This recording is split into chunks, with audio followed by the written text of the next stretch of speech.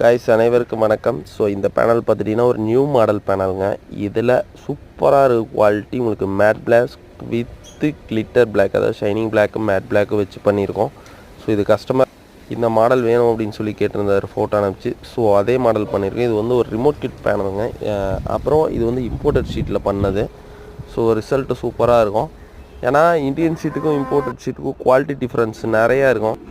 அப்புறம் உங்களுக்கு இது பேக் சைடு அப்படின்னு பார்த்துட்டிங்கன்னா உங்களுக்கு யூஎஸ்பி போர்ட், வியூ மீட்டர், அப்புறம் ரிமோட் கிட் இதெல்லாமே வந்துருங்க. உங்களுக்கு இது மாதிரி கஸ்டமைஸ்டாக ஏதாவது பேனல்ஸ் வேணும் அப்படின்னாலும் கான்டாக்ட் பண்ணலாம். நிறைய கலரில் அவைலபிள் இருக்குங்க. இது ஒரு சூப்பரான ஒரு மாடல்.